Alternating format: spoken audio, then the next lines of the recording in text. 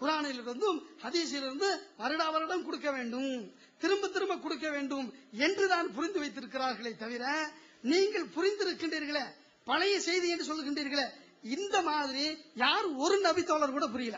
ஒருத்தரையாவது எடுத்துக்காட்டுங்க. நான் புரிஞ்சது மாதிரி தான் எல்லாரும் புரிஞ்சிருக்கிறாங்க. ஏண்டா மொழி பிரச்சனை. குரான் யாருக்குங்க முதல் சமுதாயம்? குரானை செயல்படுத்திய முதல் சமுதாயம் யார்? நபித்தோழர்கள் தான். அதாவது இந்த ஆமீனை பற்றி இவர்கள் விளக்குகின்ற பொழுது, ஆமீன் சொல்றோம் இல்லையா, சத்தம் போட்டு ஆமீன் சொல்வதை விளக்குகின்ற பொழுது இப்படி சொல்றாங்க. எப்படி? நபிகள் நாயகம் ஸல்லல்லாஹு அலைஹி வஸல்லம் அவர்கள் ஆமீன் என்று சத்தம் போட்டு சொல்லியதாக எந்த ஆதாரமும் இல்லை. இருந்தாலும் 200க்கும் மேற்பட்ட நபித்தோழர்கள் சத்தமிட்டு சொல்லி இருக்கின்றார்கள்.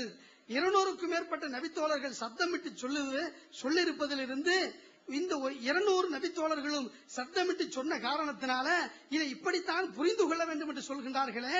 நாமல் அந்த அடிப்படையில் தான் சொல்கிறோம்.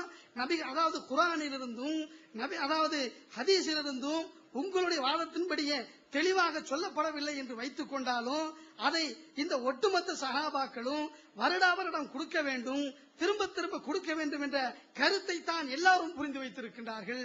எல்லாரும் புரிந்து வைத்திருக்கின்ற காரணத்தினால அப்படித்தான் நாமும் புரிந்து கொள்ள வேண்டும் என்று நாம் அந்த கருத்தை வலியுறுத்துகிறேன். அடுத்த அன்புக்குரிய சகோதரர்களே, நம்ம கடைசி இன்னொரு ஆதாரத்தை நம்ம எடுத்து வச்சிருப்போம். அதாவது மறுக்க முடியாது அதனால எடுத்து வைக்கிறாங்க அப்படின்லாம் சொல்ல வேண்டாம்.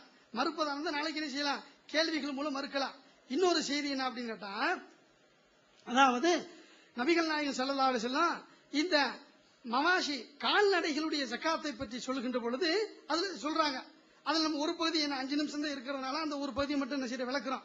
அதாவது ஃபீ சதகத்தில் கனமி ஃபீ சாயிமத்திஹா, ஆட்டினுடைய சதக்காவிலே ஜக்காத்திலே அந்த ஆடு எப்படி இருக்க வேண்டும், சுயமாக மேய்ந்து வரக்கூடிய ஆடாக இருக்க வேண்டும். இது இதா கானத்து 40 40 ஆடுகளாக இருக்குமே ஆனால் ஃபீஹா ஷாத்துன், அதில் ஒரு ஆடு கொடுக்க வேண்டும். எது வரைக்கும்? இலா 20 120 வரைக்கும் ஒரு ஆடு கொடுக்க வேண்டும் என்று சொல்கிறார்கள். அப்ப 40 ஆடு ஒருவனிடத்தில் இருந்தா 40 ஆடுக்கு ஒரு ஆடு கொடுக்க வேண்டும். எது வரைக்கும்? 120 வரைக்கும். 40 ஆடு கொடுத்துட்டான், அடுத்த ஆடு வருது, கொடுக்க வேண்டியதில்ல. எது வரைக்கும்? 120 வரைக்கும் ஒரு ஆடு கொடுக்க வேண்டும். இதா ஜாதத்து வாஹிதத்துன், ஒன்று அதிகமாகுமையானால், எதுல?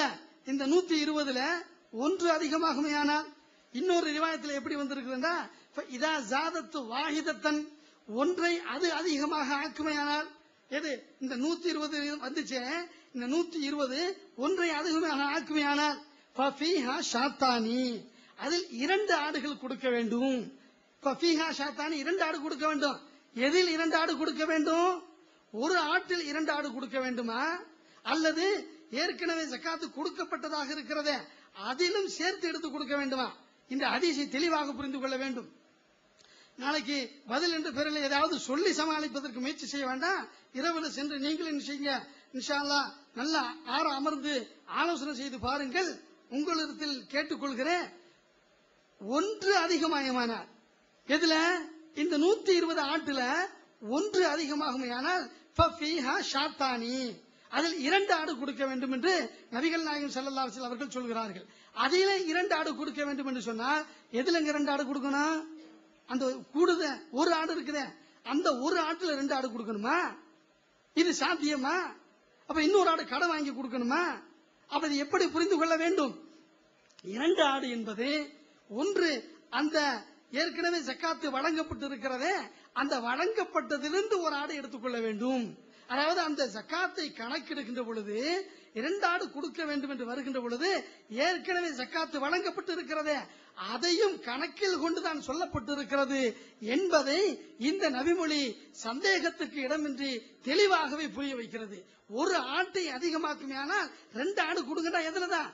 ஏற்கனவே ஜக்காத்து வழங்கப்பட்ட அந்த ஆட்டிலிருந்தும் சேர்த்து தான் இதை எடுத்துக் கொள்கிறது. எனவே ஜக்காத்து கொடுத்த பொருளுக்கு மீண்டும் ஜக்காத்து கொடுக்க வேண்டும் என்பதற்கு இந்த ஹதீஸ் என்ன இருக்கிறது?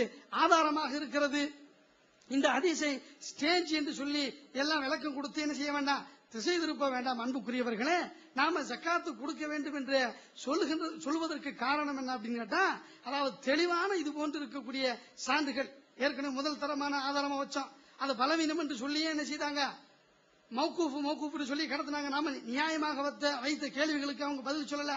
அதுல ஆசிம் என்பவர் தான் குறை உள்ளவர், அலி இடத்துல வேற அறிவிப்பாளர் நம்பகமான கேட்டிருக்கிறாரு அப்படின்னு சொன்னாங்க. அந்த லிஸ்ட தாங்கன்னு சொன்னோம். இதுவரைக்கும் அந்த லிஸ்ட தரல. அல்லது நாங்க அலிகிட்ட வந்து ஆசிம் தான் கேட்டிருக்கிறாரு, வேற நம்பகமான கேட்கலங்கிற செய்தியை அவங்க ஒத்துக்கிறல. எனவே அன்புக்குரிய சகோதரர்களே, இப்படி நாம ஒருத்தரை ஒருவர் குறை கூறிக்கொண்டு செல்வதாக இருந்தால் நாம் இன்னும் எத்தனை நாளுக்கு வேண்டுமானாலும் என்ன செய்யலாம், குறை கூறிக்கொண்டே போய்கொண்டே இருக்கலாம். இது ஒரு முடிவுக்கு வராது. முடிவுக்கு வர வேண்டும் என்று சொன்னால் அல்லாஹுவை பயந்து, அல்லாஹுடைய அந்த மறுமையை பயந்து நாம இதுல ஒரு முடிவெடுக்க வேண்டும். ஆதாரத்தை அடிப்படையாக கொண்டு முடிவெடுக்க வேண்டும். எப்படி இந்த ஹதீஸை புரிந்து கொள்ள வேண்டும்? கொடு என்று சொன்னால் ஒரு முறைதான் கொடுக்க வேண்டும் என்று சொன்னா அதுல நம்ம இன்னும் சில கேள்விகள்லாம் நம்ம வைப்போம். நேரமும் இல்லாத காரணத்தினால அதை பற்றிய சர்ச்சை இன்ஷால்லா யாராவது நாளைக்கு கேட்டாங்க அப்படின்னு சொன்னா நம்ம அதற்குரிய விளக்கத்தை நாம கொடுக்கவிருக்கிறோம். அல்லாஹு தஆலா சத்தியம் எது என்பது தெளிவாக ஆனதற்கு பிறகு அந்த சத்தியத்தை நாம் தெளிவாக புரிந்து கொண்டு அதை செயல்படுத்தக்கூடிய நன்மக்களாக, பிடிவாதத்தின் அடிப்படையில் சத்தியத்தை புறக்கணிக்கக்கூடிய மக்களாக நம்மை ஆக்கிவிடக் கூடாது என்று உங்களுக்கும் எனக்கும் வசியத்து செய்து, அல்லாஹ் நம் அனைவரையும் ஒரே கருத்தின் கீழ் குர்ஆனையும் ஹதீஸையும் அடிப்படையாக கொண்டு செயல்படக்கூடிய நன்மக்களாக ஆக்கி வைத்து நம் அனைவரையும் உயர்ந்த சுவர்க்கத்துக்கு சொந்தக்காரர்களாக ஆக்கி வைக்க வேண்டும் என்று நல்ல பிரார்த்தனையோடு முடித்துக் கொள்கிறேன். ஆகிரு தாவானா அனில் அல்ஹம்துலில்லாஹி ரப்பில் ஆலமீன்.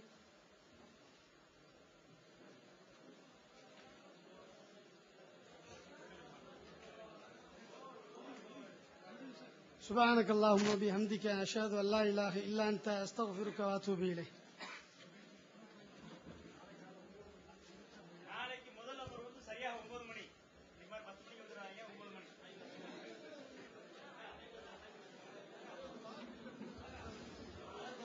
நாளைக்கு முதல் அமர்வு சரியாக 9 மணி. பார்வையாளர்கள் 10 நிமிஷத்துக்கு முன்பாக வந்து விடணும். 8:50 உள்ள வந்துடணும்.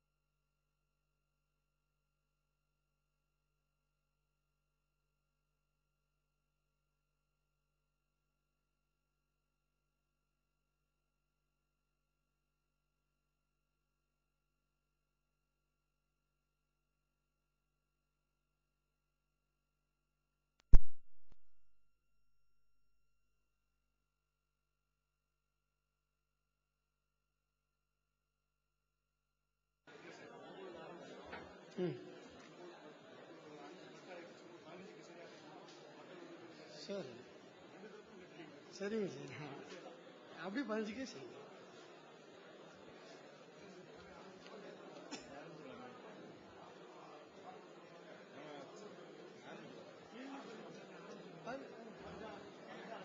வந்தா அனுமதிக்கிறீங்களா? அனுமதிங்க.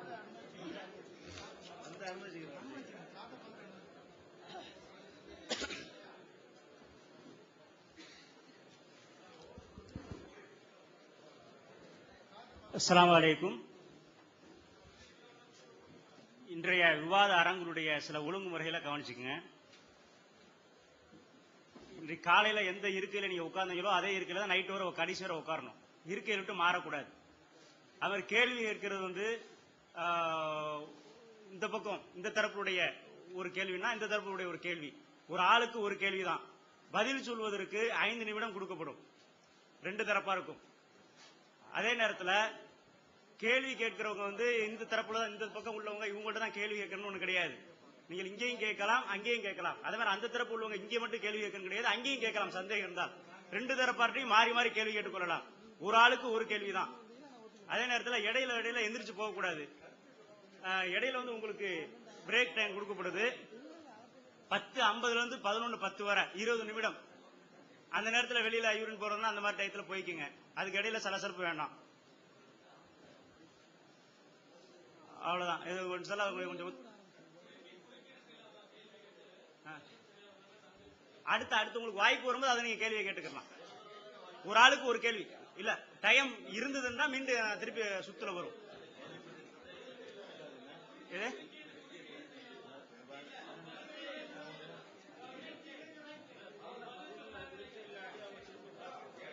கேட்கலாம் அதெல்லாம் கேட்கலாம். நீங்க ஒண்ணு கேட்டது பதில் வேறமா இருந்துச்சுன்னா அதெல்லாம் கேட்கலாம். இல்ல வரிசையா, அதாவது முதல் வரிசை இருங்க முதல் வரிசையில ஃபர்ஸ்ட் அனுமதி கொடுப்போம். அது முதல் வரிசையில முடிஞ்சுனா தான் அதுக்கு இந்த பக்கம் வரும். முதல் வரிசையில ஒரு ஆளுக்கு முடிஞ்சிடும், அதுக்கப்புறம் இந்த வருஷம் வரும். இந்த வருஷம் முடிஞ்சுட்டா அடுத்த வருஷம் போகும். பின்னால அந்த கையை தூக்குனா அவங்களுக்கு அனுமதி கொடுக்க கூடாது. கடைசி வரைக்கும் வரும்.